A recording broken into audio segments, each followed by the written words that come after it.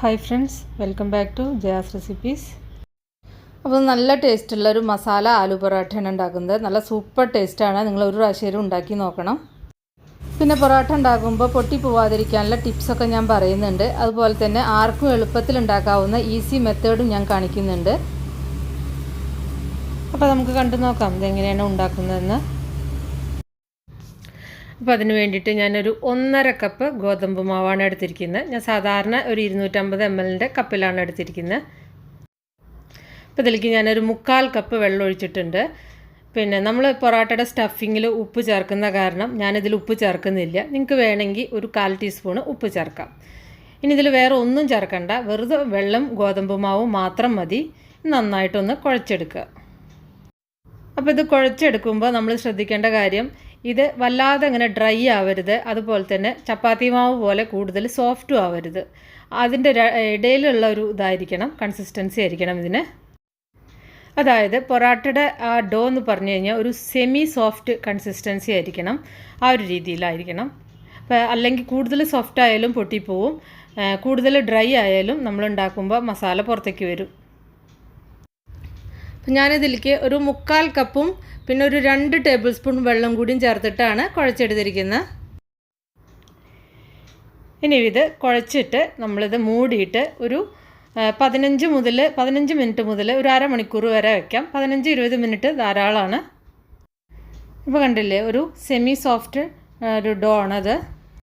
പിന്നെ നമ്മൾ കുഴച്ചെടുക്കുമ്പോൾ ശ്രദ്ധിക്കേണ്ടത്, നമ്മൾ ഒന്നിച്ച് വെള്ളം അങ്ങോട്ട് ഒഴിക്കരുത്, കുറച്ചായിട്ട് വെള്ളം ഒഴിച്ചിട്ട് വേണം ഇത് കുഴച്ചെടുക്കണമെങ്കിൽ. എപ്പോഴും നമ്മൾ ആലു പൊറോട്ടയ്ക്ക് ഉരുളക്കിഴങ്ങ് വേവിക്കുമ്പോൾ വളരെ കുറച്ച് വെള്ളത്തിൽ വേവിച്ചെടുക്കണം. അപ്പോൾ വേവിക്കുമ്പോൾ വളരെയധികം ശ്രദ്ധിക്കണം, മുറിക്കാതെ നമ്മൾ മുഴുവനായിട്ട് വേണം വേവിച്ചെടുക്കാൻ. ഇത് കുറച്ച് ഉപ്പിട്ടിട്ട് വളരെ കുറച്ച് വെള്ളത്തിൽ മാത്രം വേവിച്ചെടുക്കുക, അല്ലെങ്കിൽ സോഗിയായിട്ട് പോവും. അത് കഴിഞ്ഞിട്ട് നമ്മൾ കുക്കറിൽ നിന്ന് പുറത്തേക്ക് എടുത്ത് വെച്ചതിൻ്റെ ശേഷം ഒന്ന് രണ്ടായിട്ട് മുറിച്ച് വെച്ച് കഴിഞ്ഞാൽ അതിലുള്ള വാട്ടർ കണ്ടൻ്റ് എല്ലാം ഇവാപ്പറേറ്റ് ചെയ്ത് പോവും. അങ്ങനെയാകുമ്പോൾ നല്ല ഡ്രൈ ആയിട്ടുള്ള അത് നമുക്ക് കിട്ടും. അല്ലെങ്കിൽ ആലു പൊറോട്ട ഉണ്ടാക്കി കഴിഞ്ഞാൽ ശരിയാവില്ല, പിന്നെ അത് പൊട്ടി പോകാനൊക്കെ ചാൻസ് ഉണ്ട്. എന്നിട്ട് ചെറിയ ചൂടുള്ള സമയത്ത് തന്നെ നമ്മളതിൻ്റെ തൊലിയൊക്കെ കളഞ്ഞിട്ട് ഒന്ന് നന്നായിട്ട് ഗ്രേറ്റ് ചെയ്ത് വയ്ക്കുക, അല്ലെങ്കിൽ നന്നായിട്ട് പൊടിച്ച് വയ്ക്കുക, കഷ്ണങ്ങളൊന്നും ഇല്ലാത്ത രീതിയിൽ പൊടിച്ച് വയ്ക്കുക. പിന്നെ ഇതിലേക്ക് ഞാൻ ഈ ഒരു വലിപ്പത്തിലുള്ള ഒരു ചെറിയ സവാളയാണ് എടുത്തിരിക്കുന്നത്. നമുക്ക് ഇഞ്ചിയും പച്ചമുളകും അതുപോലെ തന്നെ വെളുത്തുള്ളിയും കൂടിയിട്ട് 3ഉം കൂടി ഒരുമിച്ച് ഒന്ന് ചതച്ചെടുക്കാനുണ്ട്. അതിലേക്ക് ഒരു 3-4 എരിവിന് ആവശ്യമായിട്ടുള്ള പച്ചമുളക്, നമ്മളിതിൽ കുറച്ച് മുളക് പൊടി ചേർക്കുന്നുണ്ട്. അപ്പോൾ അതിനനുസരിച്ച് ഒരു വലിയ കഷ്ണം ഇഞ്ചി വേണം, കുറച്ച് വലിയ കഷ്ണം കേട്ടോ ഇഞ്ചി. പിന്നെ ഇതാ ഒരു വലിയൊരു ടേബിൾ സ്പൂൺ നിറച്ചും വെളുത്തുള്ളി എടുത്തിട്ടുണ്ട്. വെളുത്തുള്ളി ഒരു 10-12 ആ ഒരു രീതിയിൽ, ഇത് വളരെ ചെറുതാണ്, അപ്പോൾ ഒരു വലിയ ടേബിൾ സ്പൂൺ. ഇത് 3ഉം കൂടിയിട്ട് നന്നായിട്ടൊന്ന് ചതച്ചെടുക്കണം. കുറച്ച് ഉപ്പ് ചേർത്തിട്ട് ഒന്ന് ചതച്ചെടുക്കുക, അങ്ങനെ പെട്ടെന്ന് ചതഞ്ഞ് കിട്ടും. അല്ലെങ്കിൽ മിക്സിയുടെ ചെറിയ ജാറിലിട്ടിട്ട് ഒന്ന് അടിച്ചെടുത്താലും മതി.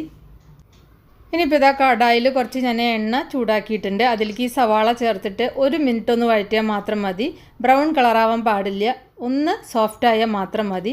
ഇനി അതിലേക്ക് ഈ ഇഞ്ചി വെളുത്തുള്ളി പച്ചമുളക് ചതച്ചതും കൂടി ചേർത്തിട്ട് ഒന്ന് ആ പച്ചമണം മാത്രം മാറിയാൽ മതി. കുറേ നേരം ഇട്ടിട്ട് വഴറ്റേണ്ട ആവശ്യമില്ല, ബ്രൗൺ കളർ ആവരുത്. അപ്പോൾ പിന്നെ അതിൻ്റെ ഫ്ലേവറിന് വ്യത്യാസം ഉണ്ടാവും, ടേസ്റ്റിന് വ്യത്യാസം ഉണ്ടാവും. അപ്പോൾ ഒന്ന് ആ പച്ചമണം മാത്രം മാറിയിട്ട് എല്ലാം കൂടി ഒന്ന് സോഫ്റ്റായാൽ മാത്രം മതി. ഇനി അടുത്തതായിട്ട് ഒരു 1/2 ടീസ്പൂൺ ഉണക്കമല്ലി എടുത്തിട്ട് ഒന്ന് ചതയ്ക്കുക, നന്നായിട്ടൊന്ന് ചതച്ചിട്ട് ഇതിൽ ചേർക്കാം. അതൊരു പ്രത്യേക ഒരു ഫ്ലേവറാണ് അതിന്. അതായത് മുഴുവനായിട്ടുള്ള മല്ലിയില്ലേ, അതാണ് ഉണക്കമല്ലി. അതും കൂടി ചേർത്തിട്ട് ഒന്ന് ആ ഒരു റോ ടേസ്റ്റ് ഒന്ന് മാറുന്ന വരെ ഒന്ന് വഴറ്റിയാൽ മാത്രം മതി. ഇതിലേക്ക് കുറച്ച് മഞ്ഞൾപ്പൊടി ചേർക്കാം, ഒരു 1/2 ടീസ്പൂൺ മഞ്ഞൾപ്പൊടി ചേർക്കുന്നുണ്ട്. പിന്നെ എരിവിന് ആവശ്യമായിട്ടുള്ള മുളക് പൊടി ഇല്ലെങ്കിൽ ചില്ലി ഫ്ലേക്സ് ആയാലും മതി. അപ്പോൾ മുളക് പൊടിയൊക്കെ നമ്മളുടെ ആ ഫ്ലേവറിനനുസരിച്ച് മാത്രം ചേർക്കുക. ഇനി ഈ ഗ്രേറ്റ് ചെയ്ത് വെച്ചത് അല്ലെങ്കിൽ കൈകൊണ്ട് നന്നായിട്ട് പൊടിച്ച് വെച്ചത്, കഷ്ണങ്ങളില്ലാതെ പൊടിച്ച് വെച്ച ആ ഉരുളക്കിഴങ്ങ് കൂടിയും ചേർത്തിട്ട് നന്നായിട്ടൊന്ന് മിക്സ് ചെയ്യുക. ആവശ്യത്തിന് ഉപ്പും കൂടിയും ചേർത്തിട്ടുണ്ട്. ഇനി ഇതിലേക്ക് ഞാൻ ചേർക്കുന്നത് അയമോദകമാണ്. ആലു പൊറാട്ടയിൽ അയമോദകത്തിൻ്റെ ഫ്ലേവർ കുറച്ച് നല്ല ടേസ്റ്റ് ഉണ്ടാവും, പിന്നെ ഗ്യാസ് ഒന്നും ഉണ്ടാവില്ല, വയറിന് വളരെ നല്ലതാണ്.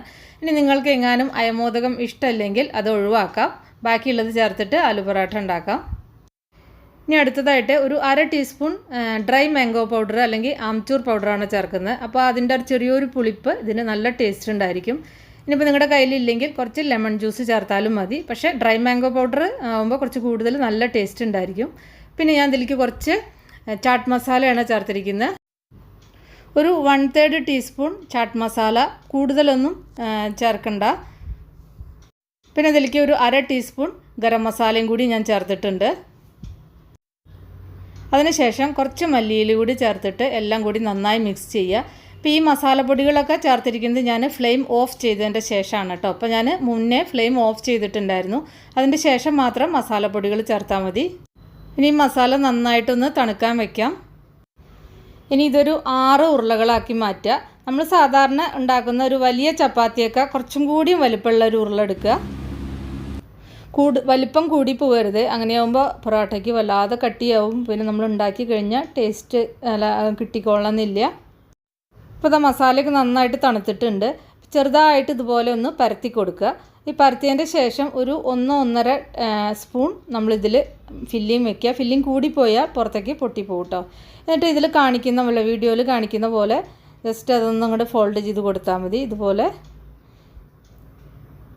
ചെയ്താൽ മതി. എല്ലാം കൂടി ഇങ്ങനെ കൂട്ടിയിട്ട് ഇങ്ങനെ ചെയ്താൽ മതി. അങ്ങനെ ആകുമ്പോൾ ഇത് ആർക്കും ചെയ്യാം, എളുപ്പമാണ്. കൂടുതൽ ആ പൊന്തി നിൽക്കുന്ന മാവ് നമ്മൾ അതൊന്ന് അങ്ങോട്ട് മാറ്റിയിരിക്കുന്നു. എന്നിട്ട് ഇതുപോലെ ഒന്ന് ചെറുതായിട്ടൊന്ന് പ്രസ് ചെയ്ത് കൊടുക്കുക. എന്നിട്ട് ഡസ്റ്റ് ചെയ്യുക ആട്ടപ്പൊടിയിൽ ഒന്ന് ഉരുട്ടിയതിൻ്റെ ശേഷം.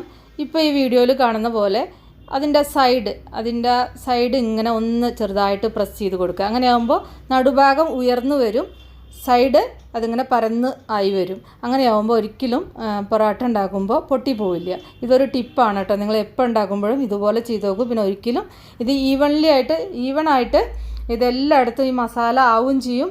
പിന്നെ ഒരിക്കലും പൊറോട്ട പൊട്ടിപ്പോവില്ല. അപ്പം ഇങ്ങനെ ചെയ്താൽ മതി. ഇപ്പോൾ കണ്ടില്ലേ, ഇതുപോലെ ചെയ്യാം കേട്ടോ. അപ്പം നടുഭാഗം ഒന്ന് ആ മസാല കൂടുതൽ ഒന്ന് ഉയർന്നിരിക്കും, സൈഡൊക്കെ നല്ല ഫ്ലാറ്റായിട്ട് മാറിയിട്ടുണ്ട്. എന്നിട്ട് പൊടിയിൽ ഡസ്റ്റ് ചെയ്തിട്ട് ഇതുപോലെ അധികം അമർത്താതെ അത് പരത്തിയെടുക്കുക. അമർത്തുമ്പോൾ മസാല പുറത്തേക്ക് പോരാനുള്ള ചാൻസ് ഉണ്ട്. അപ്പോൾ ഈ ഒരു രീതിയിൽ ചെയ്യുക. കണ്ടില്ലേ? ഇനി വേറൊരു ഈസി മെത്തേഡ് എന്ന് പറഞ്ഞാൽ ഇതേപോലെ ഒരു ഉരുള എടുക്കുക. ആ ഉരുള 2 ഉരുളകളാക്കി മാറ്റുക. നമ്മളെടുത്ത വലിയ ഉരുളേനെ 2 ഉരുളകളാക്കി മാറ്റിയിട്ട് 2 ചപ്പാത്തി ഉണ്ടാക്കുക. അപ്പോൾ ആദ്യത്തെ ചപ്പാത്തി ഉണ്ടാക്കി, ഇതുപോലെ രണ്ടാമത്തെ ചപ്പാത്തി ഉണ്ടാക്കുക. എന്നിട്ട് ഒരു ചപ്പാത്തിയുടെ മീതെ നമ്മൾ ഈ ഫില്ലിംഗ് ഒന്ന് വെക്കും. നടുവിൽ ഫില്ലിംഗ് വെച്ചിട്ട് ഒന്ന് പരത്തിയിട്ട് ആ ഫില്ലിംഗ് ഒന്ന് വെക്കുക. ഇനി അത് രണ്ടാമത്തെ ചപ്പാത്തി അതിൻ്റെ മീതെ വെച്ചിട്ട് അതിൻ്റെ സൈഡൊന്ന് ഒട്ടിച്ചു കൊടുക്കുക. ഇത് അങ്ങനെ ഒട്ടിപ്പിടിച്ചിരുന്നോളും, ഒരു പ്രശ്നവുമില്ല. ഇങ്ങനെ അമർത്തി കൊടുത്താൽ മതി. അപ്പോൾ അതവിടെ ഒട്ടിയിരുന്നോളും.